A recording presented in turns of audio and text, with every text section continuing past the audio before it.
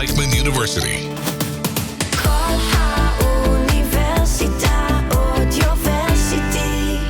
Come to my hackathon, come, bo. I just bought you hackathon, special deal, 20% off. Startup Shuk. Exploring Israel's tech bazaar with Deo Arlo. Welcome everyone to Startup Shuk. We are joined today with Uria Franko from Novacy. Yeah, How are you? good, thank you. How are you? Amazing. So I had a lot of fun in Novacy, but I haven't had much time working with you. I think I have met you like a couple times in the meetings, but Yeah. so I want to know your story. So you live around here, just came by? Yeah, in the North Tel Aviv. And All how'd you know north. about Reichman? You came a while I back. actually been here a couple of times. I joined a group in the Zell program. So I've been here a couple of times, but I haven't studied here. It's cool. Yeah. So where are you from? Tell us a bit about your background, your hobbies. What is young Uria like?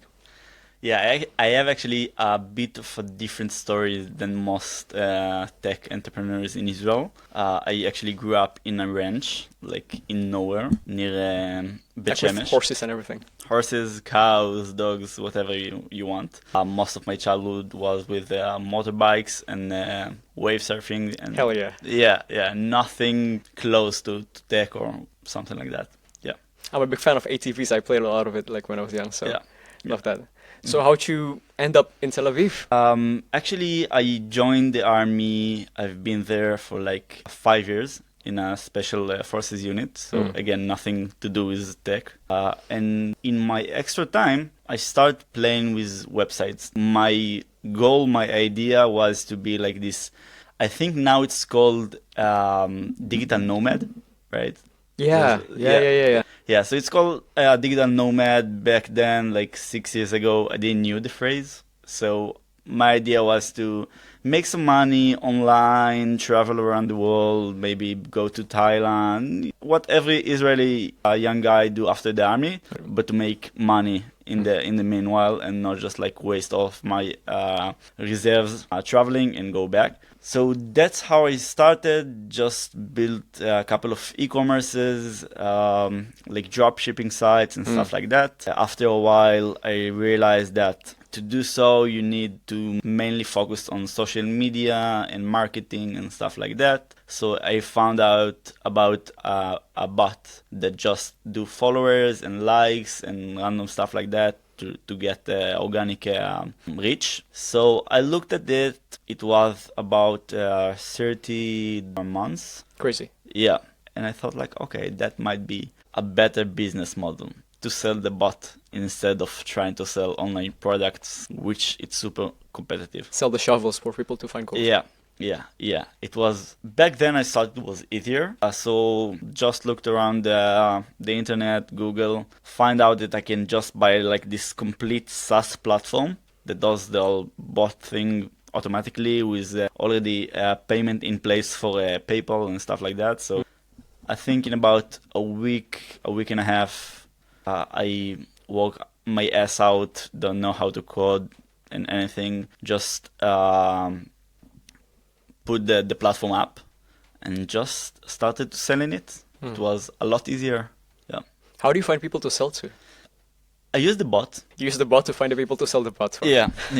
That's a bit of a meta thing, but I used the bot to find people. I did some partnership with YouTubers. In Israel. Not necessarily. Mainly in the US with a European guy. Like everyone around the world, it was like the boom of the dropshipping. A lot of When was this? I think 18 maybe. 2018? Yeah, something like that. So I started back then. A lot of the dropshipping websites just opened, so it was easy to find clients for that stuff. It was harder to sell the product themselves because of the competition in everywhere on the like everything that you want to sell. But the bot was more unique. So with a couple of partnerships, affiliate marketing and stuff like that. And how old were you? This is straight after army. Yeah, that was straight after army. Before the army, I did something called Shnat Sharut with an extra year of like volunteering. So I think I was around 22, 23, something like that. And what was the notch in your belt? What was your like, damn, I made it with this bot? Oh wow. Actually, in the first few weeks it was a bit harder. Like who did I think maybe it was me and a partner. So I was on the tech side. I didn't know how to code back then, but I was on the tech side, and my friend was on the marketing side. So I think after 2 weeks we made about 2 grand or something like that. It was subscription, so it was pretty good back then for like 3 weeks of work or something like that. But we did a partnership with a really big YouTuber, and in a week, after he posted the video, we jumped from a 2 grand to around 10 grand a month. Wow. Yeah, with no cogs at all, because it was just two of us. I already bought the platform for around $200 bucks. So you bought the platform, you didn't build it from scratch? No, nothing. Just need to build up the services, like the servers. Nothing. What do you mean when you buy the platform? Is it like for sale in like an acquisition website for SaaS platforms? Yeah, actually, that's a good one. That's a good tip. If you want to, I don't know, just start something, you don't even care what, you can go to a website called Code Canyon, and they have like a lot of just like programs, code, extensions, plugins, whatever, for sale. So if you go there and in the search bar just type like SaaS platform, you will find, I don't know, 100 maybe of different platforms for different things that you can buy there. And just, in one click to have a new nice SaaS platform. And you made 10 grand. How much did you pay for the platform in the beginning? 200. 200. Damn. Yeah, It was good. It was 10 grand a month. A month. Yeah. And how long did you run this for? So I think in the next 6 months we grew a bit more. It wasn't like this exponential growth. So we did in the top around 20-ish grand a month. But to be honest, we stopped there just because we didn't see the future of it. It was like, okay, we have a side business. It's really nice. But it kept running for around 3 years, something like that. No touch, nothing, no updates, just there working amazing, out of clients, making some money in the, just every month in the PayPal account. It was really nice. That's amazing. Even now, I think a lot of people are still doing drop shipping, like in 2024. Yeah. You just need to be a bit more sophisticated. Like you need a better branding, better hide that you are doing drop shipping, because it's just like a common thing now and everybody know about it. So right now we have so many influencers like Eman Gadzi and all of these guys who are like getting young kids in their 15, 16-year-old to like drop ship. Yeah. It's super easy now. Like in 2 days you can make this whole company. You have those website builders, brand builders, marketing builders, whatever that you need, you can do it in 2 days. Great, like create a new drop shipping site. I think it was a lot of like trial and errors. It was like, okay, I have this platform. It was a PHP based. I don't know why. It just back then PHP is like still popular. Yeah. So it was PHP. I opened like a file there. I thought I'm gonna see like a program or whatever. It's just like a notepad pops up, and I look at the code and I say like, what the fuck should I do here? So a bit of Googling, YouTube, Stack Overflow. There's no ChatGPT back then? No, nothing. Yeah. So it took some time to even figure out what I want to do, or like how this thing is working. What do you need to do? You bought the platform and you need to modify. What do you need to change? You have a full tutorial. Like, you get this zip file with all the platform inside of it. They tell you like put it in I think it was Digital Ocean. So drop this file here, go to the settings, edit the PayPal ID with the name, upload the icons, and that's it. That was. Do you need to change like the code? Yeah. For like payments and things like that? It's not the code, just like entering like the secrets values. Yeah. Right. Yeah. Secrets. Yeah. So just open like an env. Yeah. Fill it in. Super easy. And then I want to upgrade it a bit. There was like plugins for followers and likes and whatever. And there, like back then, Gary Vee was, I'm not sure if it was like on his start, but it wasn't known like he is today. You know Gary Vee? I know Gary Vee. Yeah. But back then maybe he's like, just a minute. Hello? Say again. Hello? Okay, I'm good. You're good? I thought you were off, but you're on. Okay. So Gary Vee. Yeah, so Gary Vee, he came up with this new idea. I can't remember the name. I think it was 180. He called it. I don't know why. What But is it? the idea was to like find the person that you want to get engaged with, and just like watch his stories, like his I don't know, three top, not top, but least liked posts. Engage with as in like a customer or a client? Like, Yeah, if you want to get him to look at your profile. Yeah, okay. Yeah. So I needed to create this plugin that could like find a person, watch okay. his stories, like a few of his posts, and do like the Gary V method. And get his attention. So that, Yeah. Right. Yeah. So I started building it. Like I figured out how, watched some tutorials, some YouTubes, Google, whatever. And this one you built from scratch. Yeah. Back then, I think 2 times a day the platform would collapse because I forgot like this dot somewhere, this extra whatever. Classic. Yeah. So I didn't knew what I'm doing at all. Yeah. Yeah. It was crazy. So yeah, that's how I started. So that's this project is after the one you bought, or like you built one first and then you realized I can just buy No, it was like an extra for this platform. an additional one. Yeah, Okay, yeah. okay. It was a plugin inside the platform to just get ahead of my competitors. It was like really famous Gary V method. People asked us for it, so Is this thing still live? And what is it called, by the way? it called MyGramify. The name was MyGramify. MyGramify. Yeah, Okay. yeah. Is it still up online? No, it's not online. But if you search in Google, you'll see a tons of like, is MyGramify a scam? Is it is it good? Competitors, whatever. Yeah, it was a big one. Can I search it up later? No? Yeah. gonna You'll look find it it in a moment. Man, we need a screen right here, like Joe Rogan, so that we can MyGramify. I'm guessing it's like for Instagram. Yeah, you can see it. Like 3 colors. There's new stuff already, like so maybe. Yeah, but look at the images maybe.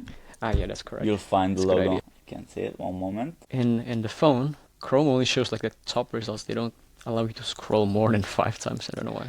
Okay, so I added like Instagram, MyGramify Instagram, maybe like a couple of On years. Instagram? Yeah, so now you can see it. MyGramify review 2021. Is it legit, reliable, or a scam? MyGramify use cases. 2021 people are still like posting stuff. Yeah. MyGramify alternatives, That's very Pinterest, interesting. That's very Instagram, whatever. You can see my partner everywhere.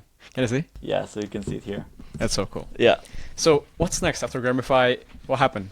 After Gramify, I have a friend from childhood that just came up to me and told me like, Franco, I know you do this thing with Instagram. I have a really cool idea. Let's reward people for uploading content from physical places. Okay, so that was my actually first like kind of a startup. I was really young back then in every aspect. I didn't know what I'm doing and anything. So he came up with the idea, and we just started like to break it down and go to bars and restaurants and ask them if people will upload content, story, post, whatever to Instagram and tag your account, location, I don't know, hashtag that you want, will it be worth something for you?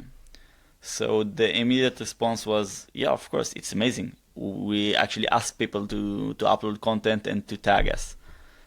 Using actually a lot of the technologies from the platform, from MyGramify, it was a lot of copy paste. Yeah. Of course, man.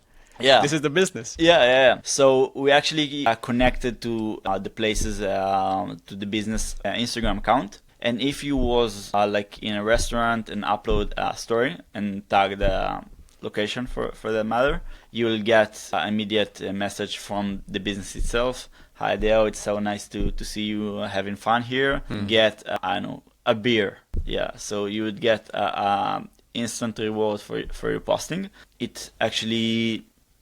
It was amazing. In the first day, in a small bar near Ashkelon, I think we received around almost 100 stories. The business finally could see the reach that is making. Like we counted all the followers that the people had and the likes and the comments and whatever. Finally, the business had eyes to see what happens like in the social media, what people uploads. A lot of people, like, it was amazing to see like the aha moment that we had.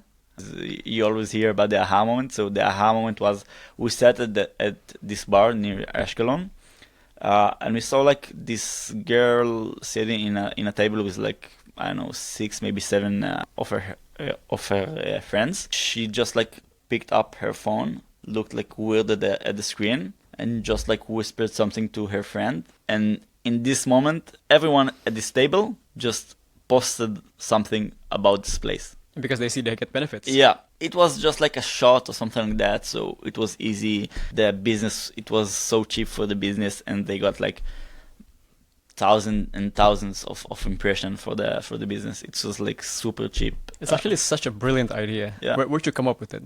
Actually, I don't know if it's a good place to come from, but it was like, man, I'm going out to Tel Aviv. I'm a young man, did extra time at the military. I have a lot of money. I pay a lot at places. And just like, I don't know, this better looking girl, better looking guy just get around me and go faster to the place. It was like, man, I'm worth something. Me too. I'm paying a lot. I have a lot of friends that also see where I'm going and care about where I'm going. So I want to be valuable like the next influencer. I also have my circle that I can influence. So that was the main idea. Like every one of us has a lot of followers, has a lot of friends. Most of the times your followers, if you're a small account, not like this big influencer, so if you're a small account, most of the time your followers will be more resemble to you. Close friends. Yeah. More similar. Yeah, more similar to you, like in terms of the age, the place, what they like to do.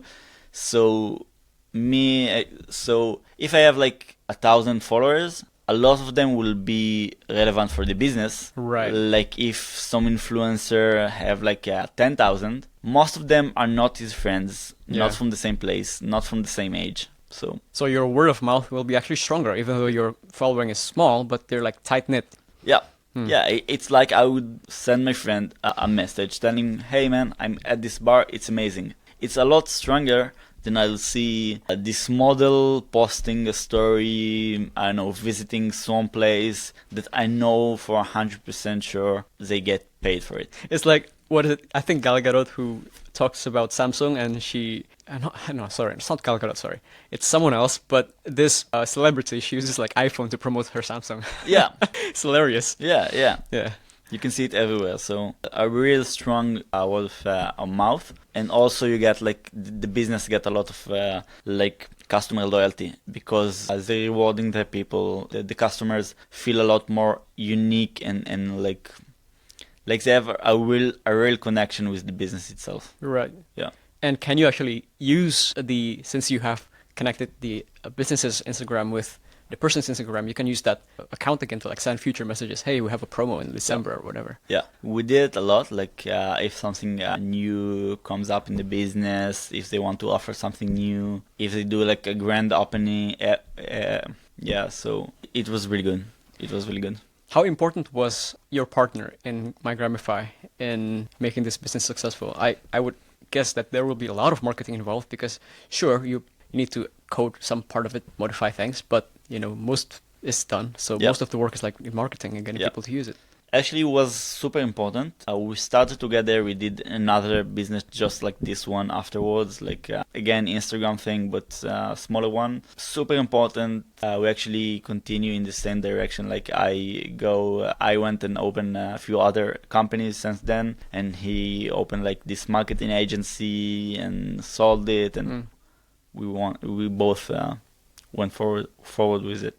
So 2018, MyGramify, and then a couple smaller projects, and then this one, what do you call it? The OVU. OVU. Yeah. OVU. Yeah. OVU.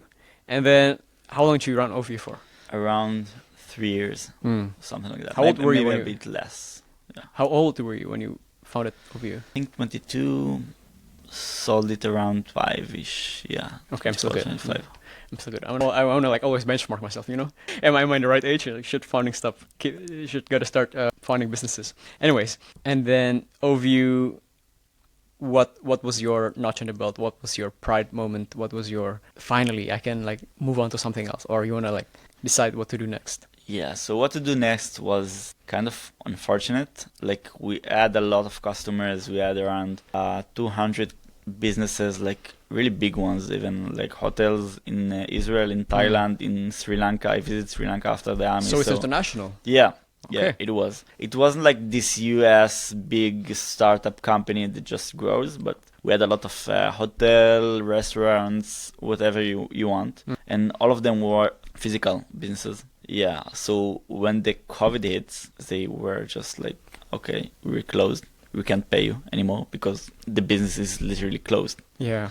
Yeah, so it was a really bad one. We didn't raise any money, so we didn't have reserve for hard times. All the money that we gain from the customer, we just reinvest in marketing, and we have a couple of employees and stuff like that. But when the COVID came and all the businesses closed, we decided that we want to sell the company. Yeah, we couldn't continue with like no salary, so we tried to sell the company in a really weird way, like this. It's actually really funny, but the only place that was open in the start of the COVID was this dental aesthetic places, like when you do like a teeth whitening and stuff like that. Braces. Yeah, that was the only place that was open at this time. It was a really big chain with a lot of money, and we told them like, hey guys, before you're closing up, we will freeze the subscription.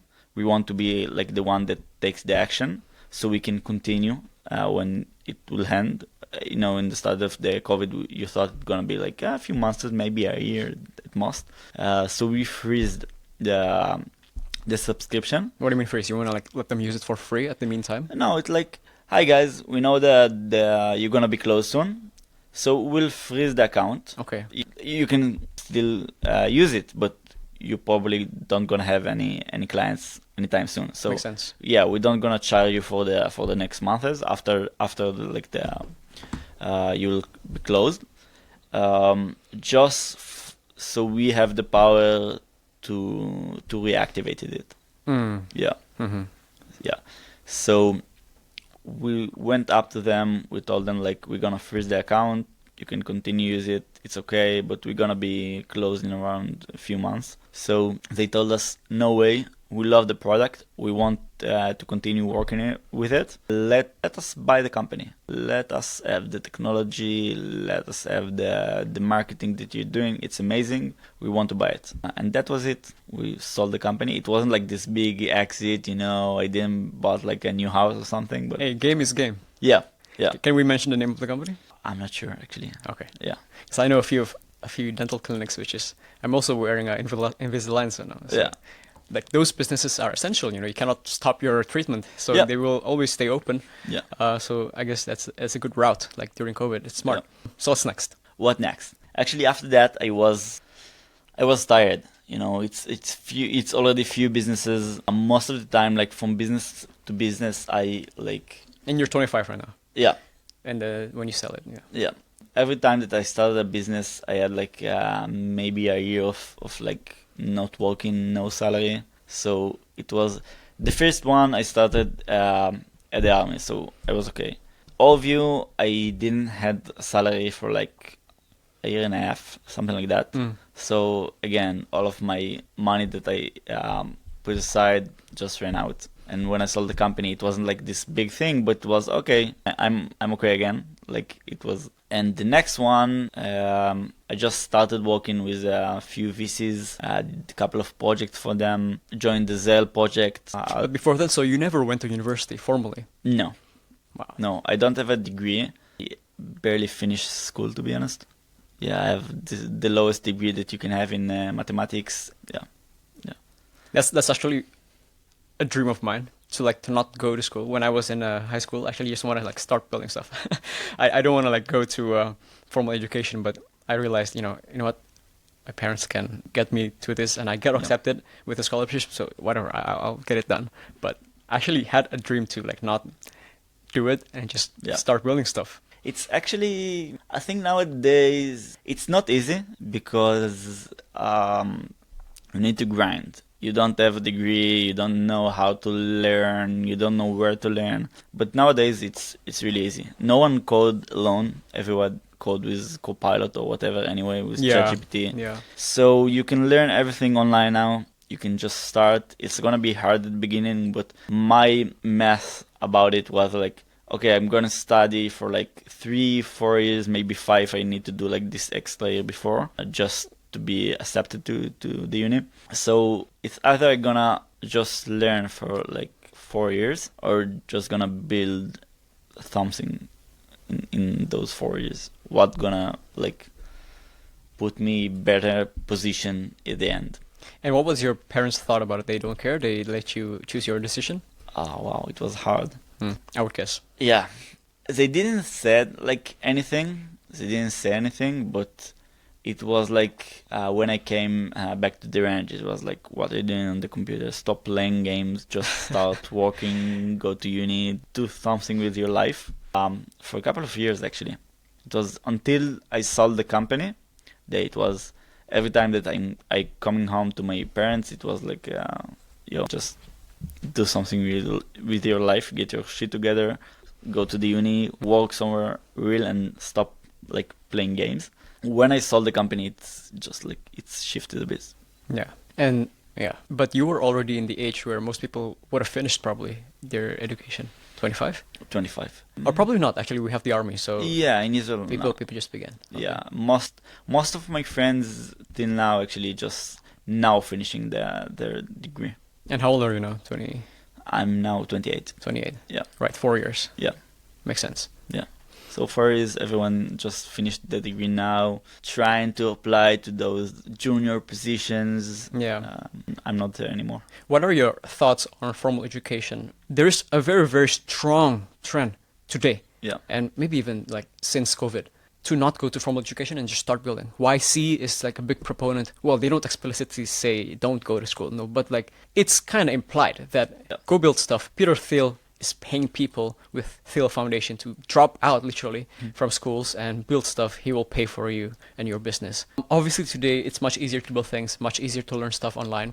But I think back then it's also probably the same, because even though it's not as easy to build stuff, the stuff you're going to build are not as complicated as the stuff you need to build today. You know, today it's much more entrenched. Like you cannot just tell ChatGPT to build a startup and you'll sell that. No, even though we have higher tools, the standard of the products you need to put out is also higher. Exactly. So what is your thoughts? So it depends what you want to do. Like some jobs you have to go to the uni. Like if you want to be like a doctor or whatever, it's not question. Like you have to do it. And if you want to be like in tech, most of the positions, if you want to, I don't know, to code anything, to start a company, to work in like any position in high tech, you don't have to go through uni. It's easier because you have like a really well-defined course to do it. Like, okay, you studied this and that. You go to 3 years, you go out with a degree,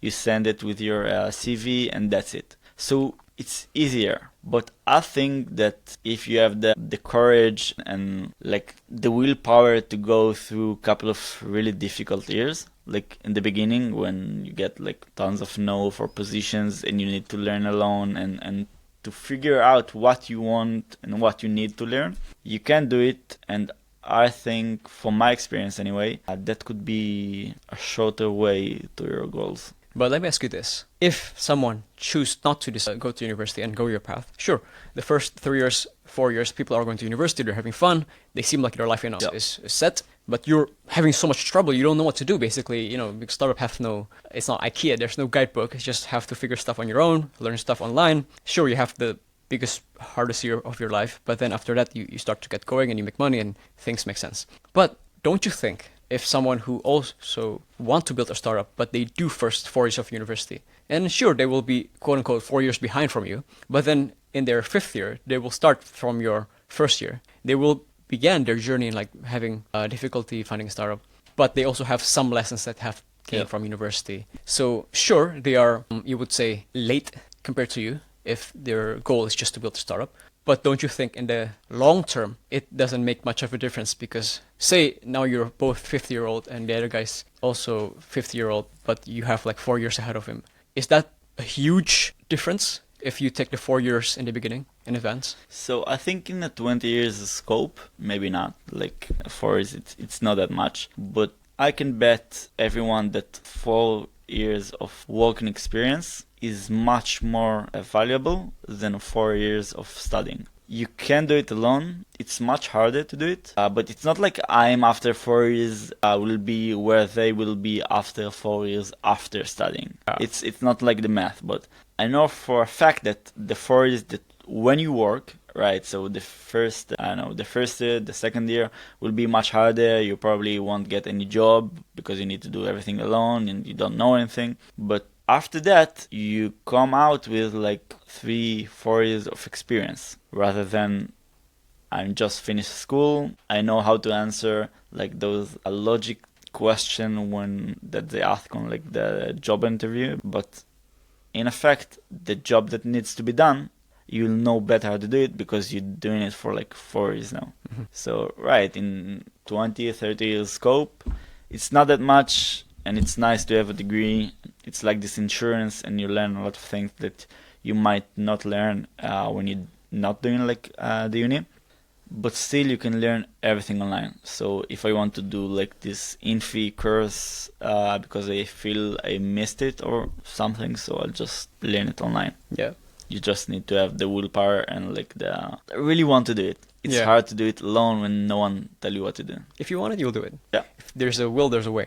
Yeah. In what case would you choose to go to university? And I'm not talking about like doctor or very formal training that obviously requires university. Like if you want to cut people up as a surgeon, you need to study. But in what cases, still the goal is to become an entrepreneur. But you see that a university makes sense.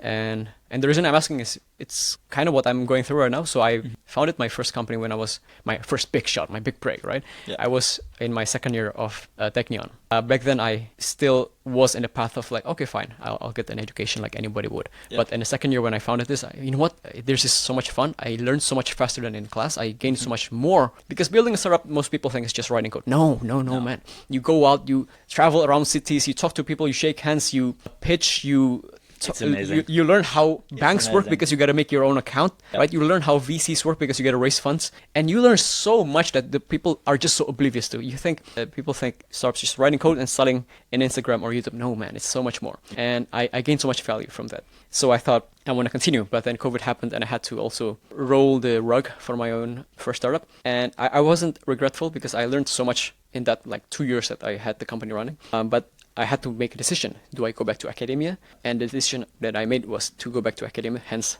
I'm here. But I chose Reichman instead of like going back to Technion because, Technion is like amazing, but it's you want to become an engineer and you learn like material science, how materials work. It's very, very specific.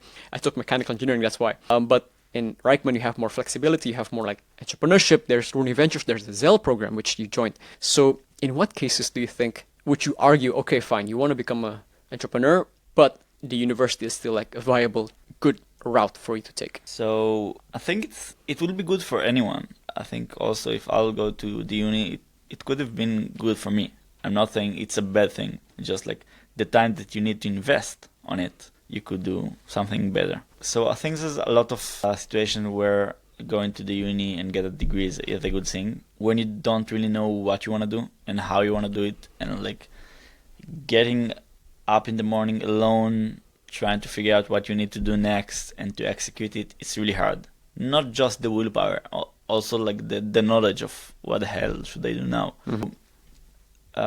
In those cases, I would go to the uni. Like, I don't know, I'm a bit like confused what I want to do and how I want to do. I wouldn't recommend anyone to go to the uni if they don't know what they want to learn. Because I have a lot of friends that just started like this business degree, finance degree, whatever, and they really don't want to do it. The popular ones. Yeah, just because they already want to start learning something. But yeah, I think it's really individual whether you know yourself and you know that you can go and grit for like 4 years before you get something out of it, or like, okay, I'll go to the uni, they'll tell me what to do, not in a bad way, they'll tell me what to do, what I need to learn, how I need to learn it, and also it's a lot of fun. Like Tell us a bit about your experience. We're talking about Reichman, we should talk about the Zell program. Yeah.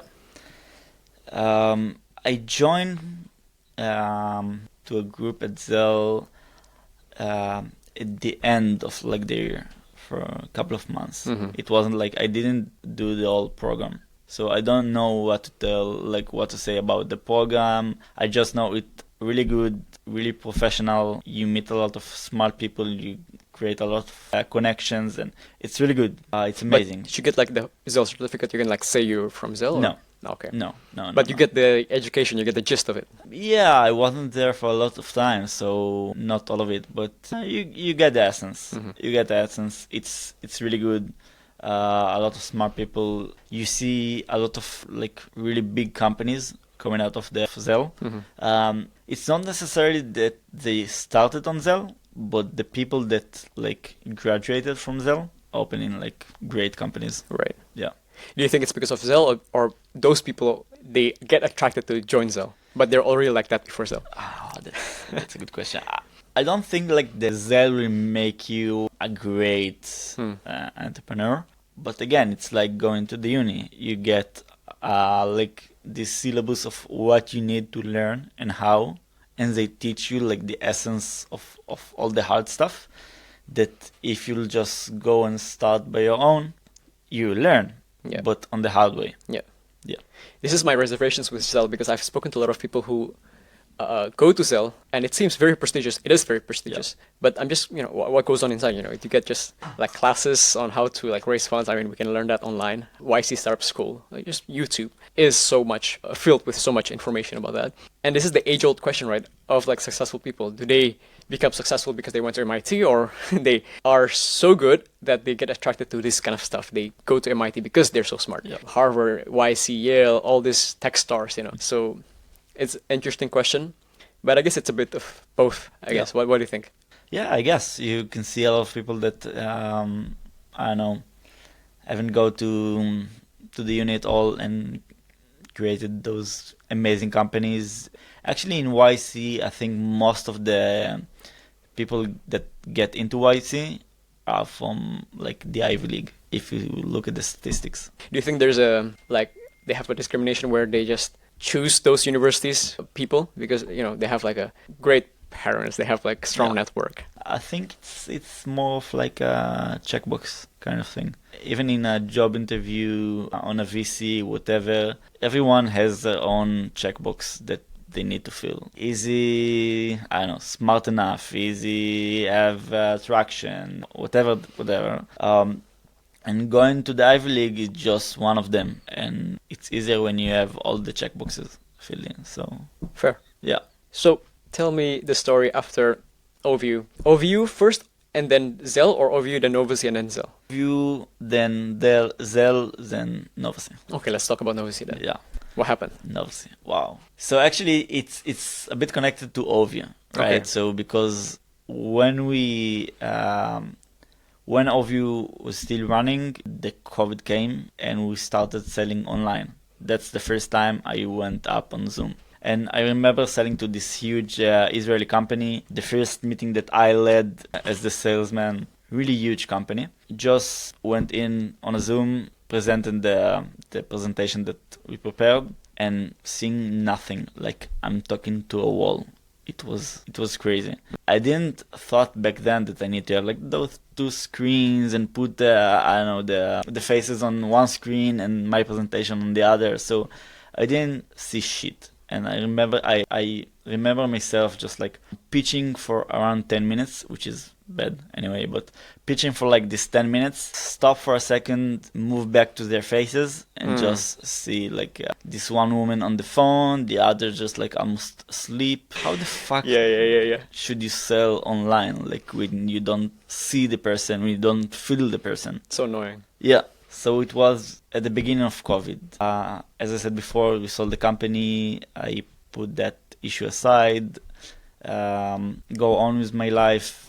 Zell joined another company as a VP R&D, travel the company.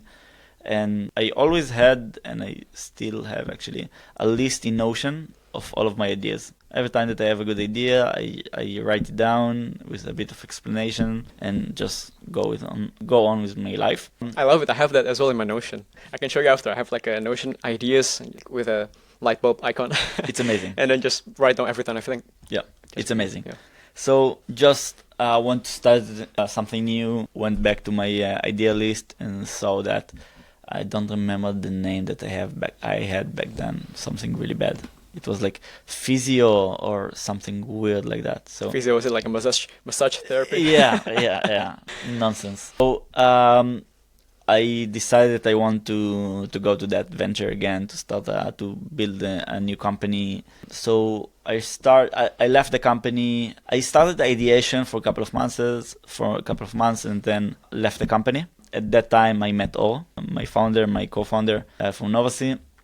I met with Or, told him about the idea. He's a salesman, like a really good one. How'd you met him? He came to help the company that I work for, like in sales. Yeah, like to be an advisor. I got him up like after a meeting that he actually taught us about body language in sales. And after that meeting, I just came to him and told him, "Hey man, you have to hear that idea. I think it will be amazing." And just like that, we started working together. And how long was the process since you first met until you first started writing code and then finally like getting an MVP? So I think we met around June, May of 21. Right during COVID. Yeah. I left the company September 21.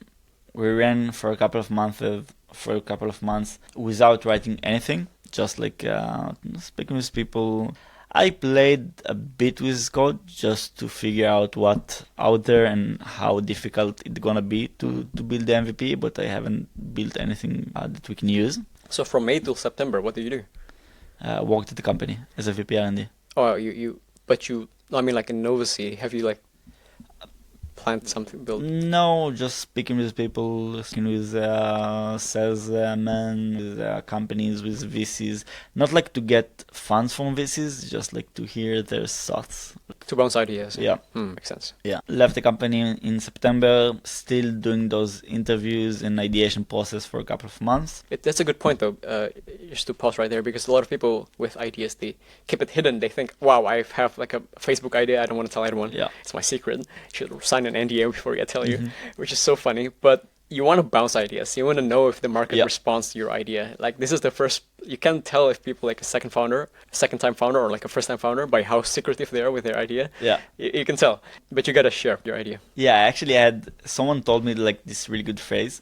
To build a company, to build a startup, is so freaking hard that no one will chase another one dream to do so. Yeah. So if it's your dream and it's your idea, you need to really convince someone it's a really big and good dream, so it'll steal it from you. Yeah. I wouldn't go to my competitors and tell them about my edge. Yeah. I wouldn't do that, of course. Don't tell people with like the actual ability to like build it, right? Yeah, I wouldn't go to like if the biggest competitor of Novacy is Gong. I wouldn't go Gong CEO and tell him like, "Hey man, I'm going to do this and that. My differentiator is gonna be 1, 2, 3." Yeah. I wouldn't do that. All right. Yeah, but I'll go to anyone that I can speak with, VC friends, not like call the email a VC with my idea if it's not if it's premature. But to friends, not to friends because you have this mom test, you know, the mom test, the book. What? It's a really big, like known book called the mom test, and it taking you step by step how to do ideation to your startup, like your idea, without like having anyone biased on it. Like if you go to your mother and tell, "Hey, I have this and that idea," it will always be It's the end of the world. yeah, and also with your friends, right? So you don't want to get that point. So it's a really good book on how to do it without having anyone biased, because it's you. So the essence of it's like if you got compliment on your idea, you did something wrong. Yeah, you need to figure out the pain, the problem that you want to solve without like exposing the solution. Because if I tell you, "Hi man, I'm going to make you 100 grand this month. Yeah, it's amazing, but it's not the essence. You know, you want to learn about the problem and the pain that the customer having before you like explain the solution, because then you'll get, yeah, it's nice, it's cool, yeah, I want it, it's easy. So that's the mom test. So I Really get good book. You want to know like how strong the problem first is, how painful the problem is before you just tell the solution. Yeah, just because the solution always sounds nice. Because That's a good point. yeah. Yeah. So that's the mom test. But we did the ideation for a couple of months. You can tell it to wherever, everyone that you want, just to learn more about the market, the problem, the pain, the customer, whatever. You should get out with it. Go out on. Again, if you work somewhere, I wouldn't like post on LinkedIn that I'm opening a new thing. If you're still working someplace, but it's okay. Yeah, you don't want your boss to know that. Yeah, I guess. Yeah. I guess. So what happened? You built an MVP. What's the first days like? Because I really like to code and create things, we did it even like too early. We created an MVP in around 2 weeks when we wanted to do it. It was like November, maybe December, that we thought like, okay, this is time to build an MVP because we have a couple of design partners that want to use the product. So we'll just build an MVP. And I just sat in my room, built it for 2 weeks or 3 weeks, something like that, just Wow. the MVP. Yeah, but that's a bad idea. Why? Because I built what I thought that was good. You didn't get feedback. Yeah, and it was an MVP, you know, it wasn't that big, so it's not that bad, but it wasn't with like a ping pong process with my customers, like, Yeah. okay, if I'll build you that, will be good. Yeah. Okay, you're missing that, I'll add something. So it was just like me, my thoughts, and my vision of what's good. Man, it's a classic problem with technical people. You just lock yourself in your room and build stuff. Yeah. So what happens next? Did Or like it, or did it not work? Like, It worked. It wasn't perfect, but it was good. All of course helped me with the process and the product definition of what we want to do. Like, it wasn't just me; it was me and Or. I wrote the code, but it was both of us. In January, I think our third co-founder joined, Yair, as a chief product officer, and we started working with the design partners. We had a couple of really big, not like huge, but 500-ish employees, companies in Israel. wow. Yeah. So we started working with them. Until this day, I don't know why they used that product. It was garbage. It was crazy. But today's product is amazing, though. Yeah, no, now it's okay. Now it's really good. By the way, for people who don't know Novacy, maybe we can like share a bit what Novacy does. Can you? I can. Okay. Yeah. So Go Novacy, ahead. you know, like you mentioned before, meetings are annoying, especially your sales. If you want to convince someone, they're not paying attention. They're on their phones, right? So you need a way to understand if they're like following you. So this is at least how I see it. And Novacy have a platform where you can like have it as a bot in your meeting, and it will see the people who joined, and like they can know if they're happy, if they're engaged, if they're excited at a certain point that you said in your sentence. They can tell you what you sell, which might be the keyword that will like hit them. You can tell if they're disengaged, if they're out on their phones, and you might not be seeing this because you're on your screen in your presentations. So that's the cool thing about Novacy, and they analyze your facial expressions, your tone of voice, what you're saying. So that's very cool. Yeah, amazing. I love that you work with us. Yeah, man, it's so cool. You know why I work with you is because I also is building something. Maybe we can do the mom test with my idea later on. So Yeah. so that's why I worked with you guys. I think it's a very cool company, and yeah, I had so much fun. You guys are the coolest. We had a ping pong table, so you know you have Yeah. all that an employee would want. And yeah, man, you guys are so fun. Yeah, so that's Novacy. Now it's an amazing product. Back then it was like garbage with, I don't know. Design partners worked with a couple of months and then go to get some funds to make it bigger. And yeah, just closed the first one. It was hard. It was hard. It wasn't like this cyber startup that, I think I want to do cyber. Here's $10 million.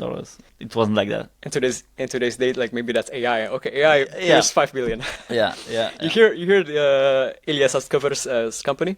What 1 was it billion. called? SI, Super Safe Intelligence. Yeah. Right. Yeah. Crazy, man. Yeah. Crazy. Well, he has the background. But I want to ask about working in a company before building a startup. We've spoken about like the pros and cons about going to university, but now in a company. Yeah. Because I think this is a bit different. You get to see the market, you get to see like demand, Yeah. you get to talk to potential customers in the future. Your coworkers might be your co-founders. What do you think? Wow.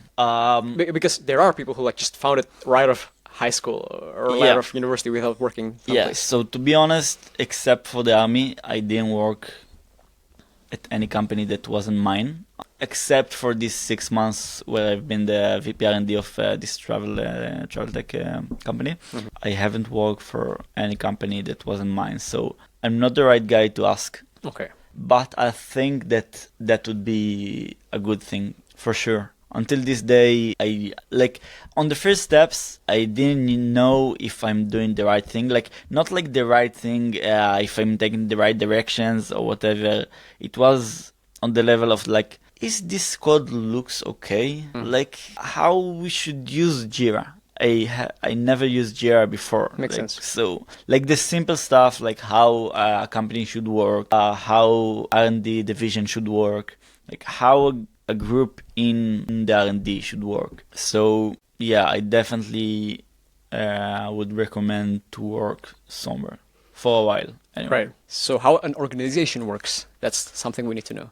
Because Yeah. if you're going to build a B2B company, you're going to help like a company. You know, Yeah. you got to know how the company works, right? Yeah. And their problems. Yeah, it's from the small things to big things. Of course, if you work in like in this I don't know 1,000 employees company, you wouldn't know how the CEO is taking decision, how Yeah. to run a board or whatever. But still, the little things that how a day-to-day should work, how you give tasks to employees, how to manage employees. If we drill down to the R&D, so how you manage the Jira, how you should write the description of the task. I didn't know that back then. Now I hopefully doing all right, but I didn't know that. So definitely work somewhere is a good thing. I think my time in Novacy is very, very fruitful because, you know, I get to learn from the CEO and the CTO on a daily basis, open office. Yeah.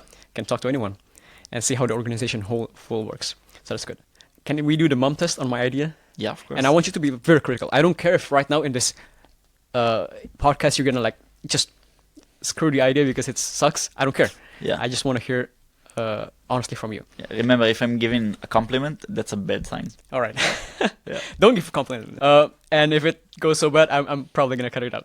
Anyways, so the idea is like this. I am from Indonesia, and Indonesia is a big country. We have most in the countries are SMEs, so we have 270 million people in population. It's huge. Wow. Fourth in the world by population size. And most of us are business owners. Sorry, what I mean is most businesses are small business owners. Okay. Right, so most of the countries are like not built by big corporations, but like small mom and pop shops. And we realized that, hey, most of these people, they connect to their customers using WhatsApp. So like if I want to buy something from a cupcake store or like order a barbershop, like to book a time in the salon, I do not go to a website. I do not go to like a link tree. No, in Indonesia, the way it works. And this is very similar in Southeast Asia, so like Singapore, Thailand, Vietnam, 4 huge Southeast Asian countries. We WhatsApp the business owner. Usually, if they're a bit bigger, they have like an agent, like someone who takes care of it. But most of the time, it's the business owner themselves because the business is usually small. And the problem is it takes their time. Time is the problem. Second, sometimes they don't reply or reply slow. Yeah. And third, payments is done manually. If I want to pay the cupcake store so that they can send me the cupcakes, I'll have to send them they send me the invoice via PDF, drag and drop to WhatsApp, and I will like and they give me their bank account number. I will do a manual transfer. The information is sent via WhatsApp. It's bad. Yeah. So like critical information can be like, you know, it's not safe. WhatsApp is safe, but you know, you might send it to the wrong person. Maybe multiple people use the WhatsApp account Yeah, I because can you're a see company. the problems and the frictions there. It's not safe. And third, so number one, customer support is not good. Time, slow. Number two, payment is bad and very, very manual. And third of all, if you're a company and you're talking to 100, 200 people per week, there is so much information there. And we realized that customers, because this is like a very, very informal communication style, people like to talk about their preferences. Hey, I like the strawberry cupcake more than the chocolate one last week that I buy. So that actually is a very insightful business information. If you're the business owner and you read this, you get the general insights over time as you read it. But it's not saved. It's not like documented. It's not for someone else who might be new to the company as an employee. They don't know that people prefer the strawberry ones than the chocolate cupcakes. So what we thought of is, and we is me, you can build a system, a bot on WhatsApp to first of all respond the chatbot, simple, done. Problem one solved. Just connect to OpenAI or Claude, done. Number two, connect to wallets. So we'll connect your WhatsApp account with our platform, which connects to wallets so that the people can pay with a QR code. Maybe instead of sending bank account information, you can just show a QR code through the chat and I'll click it, opens my phone wallet in an app, and I can pay. Done, one-click pay. And in the future, maybe you can also integrate the payment as a button through WhatsApp. Just click that, one-click pay, done. And third of all, analytics. This is this is the one I'm most excited about. Data is huge. Imagine 270 million people, all of them talking to businesses. You can know so much about a country and like the general zeitgeist of a market, the trends, the preferences of people, customer behavior for your company and for the whole country in general. So there's a lot of information that we can use to improve the business upon, and that's the good for the business. And for the customers, we can better aid them in what they want. For example, I'm a regular. I like the strawberry cupcakes. Then next time the bot can like, hey, same like last time, and it can be very, very casual because bots can be modified to become like a character. So this guy can, hey, what you like last time? We don't have to like, hi, my dear customer. Don't be so formal. We can be very fun. We can be very intriguing, and so that's the idea. And also maybe we have like promos during December, Christmas. Maybe we, it's not like a spam message to all the customers. Hey, promo Christmas. No, it's like, hey, are you going anyway this Christmas? It's like very casual. We can like work our way into getting the sale. So that's Julie. That's the idea. Right now, we're building the product, and I want to hear your ideas, thoughts about it. Amazing. So that's bad. So actually, I'm not the right one to do a mom test on, because I'm not a client or customer or whatever that can give you like to even understand the pain. Right. Yeah, so I can only give you compliments on it because I don't know, like nothing. I don't know how big is the market, the pain, the whatever.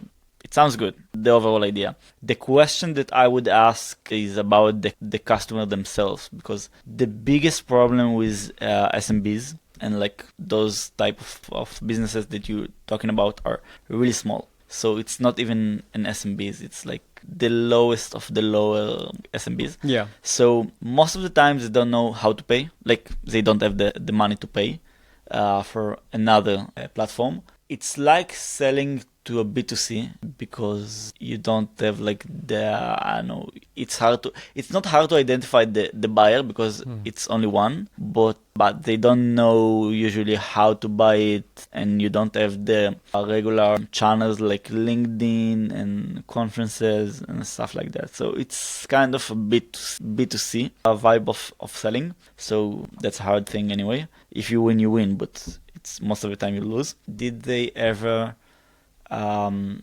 embrace like a new tools, new technologies? Because I'm guessing that if you go to my grandmother and tell her, I want to integrate a bot on your business that will do this and that. Right, it's too complicated for them. Yeah. Yeah. So if you figure out those things, like how do you reach to customers? How do you acquire customers? How is it if they can pay and want to pay for that? That sounds amazing because the market sounds huge, but the market is there. Good advice. That's a good point regarding it's more similar to a B2C. Yeah. Because the business owner is actually the person we're selling for. Yeah. Selling to the business is okay. The use case is in a business, but if the business is just a business owner, right, then it's like a B2C. That's a good point. Yeah. Amazing. I want to talk about customers a bit. You mentioned you spent a lot of time talking about customers. What kind of customers do you look for?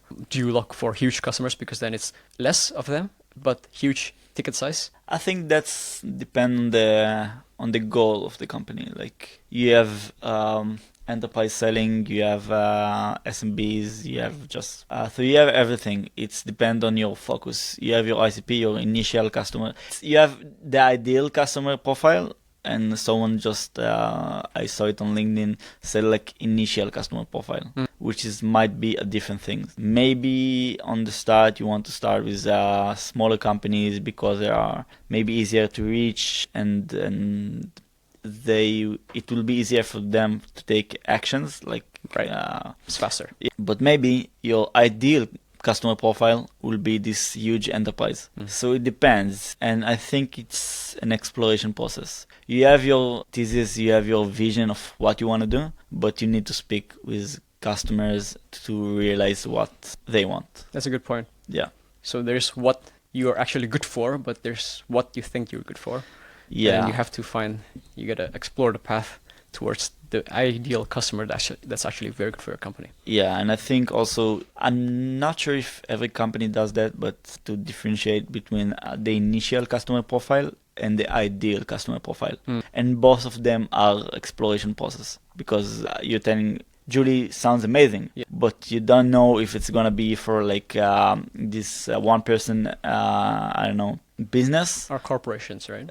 Or corporations, or maybe even 5 to 10 employees company is a really different thing than one employee company. Yeah, so the initial and the ideal are a bit different, and both of them need to be explored. Yeah, I think it's a good point to separate them, because you have like the access to market. You might not have the credibility first to like immediately sell to big guys, right? But you want to have this as like your go-to-market strategy. Let's talk about advice for entrepreneurs. You've mentioned before it's very hard, and we have like so many people telling in the podcast previous episodes, don't do entrepreneurship, it's very bad. I think there's like almost 3-4 people who said that. What's your take on this? Do it 100%. If you want to do it, and if you have the passion for it, do it. It's gonna be hell. Yeah, so I guess everyone that comes here and say that, it's because it's going to be hard. And yeah. Can you share your toughest time? I don't know if it's too private, but maybe your toughest time in your whole journey of entrepreneurship so far, and how you managed to like get it through. So one from the older days when I was, let's say, a beginner in that area, it was when the COVID came and all businesses just closed in a minute. It was hard times because we didn't have a reserve for those times. We didn't have the funds to live without customers, and we didn't have anything to do about it. We tried to go online. It didn't work out. So this was a really hard time when I thought I'm going to close the company after 3 years that I'm working on. It was a really tough time. You just need to keep on pushing, I guess. You need to be smart about it. I know a lot of people that have like those 7 to 10 years old companies just not working out. At some point, you need to stop and think about your way and think about like if you're doing a smart thing or just like it's not a bad thing to give up. It's not need to. It's you don't need to look at it. It's like you're giving up. Just like, okay, this thing didn't work, I'm going to do another thing. Right, you gotta be adaptable. Yeah, and you need to be like with criticism. How do you say that? Be critical. Yeah, be critical on yourself on those things. The other tough time was on the start of the war, like October 7th. Yeah. All the founders of the company, including, we was 12 at the start of the war. 6 of us was recruited to the company. Wow. Yeah. I remember. Yeah. I remember. Yeah. So it's hard to, like, you have this baby for a couple of years now, and just like, I don't know what's going to be with it. I can't do anything about it. You just feel like your baby is slowly dying. Fortunately enough, we was back on time to it's not revive because it didn't die, but to restore the company to its good days. Yeah. Yeah. Amazing, man. Tough times. Yeah. But do it. Every day I'll tell you, do it. It's going to be hard, but if you have the passion and you want to do it, just start. You'll figure out the way. Amazing. Yeah. Love it. Uria, thank you very much. It's been a masterclass. Thank you. It's been amazing. Thank you very much. Thank you. All our shows and podcasts available online on our website and on all podcast platforms. Search Audioversity.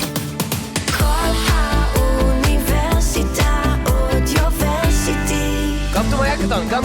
Bo. I just bought you hackathon. Special deal. 20% off. Startup Shuk. Exploring Israel's Tech Bazaar with Deo Arlo.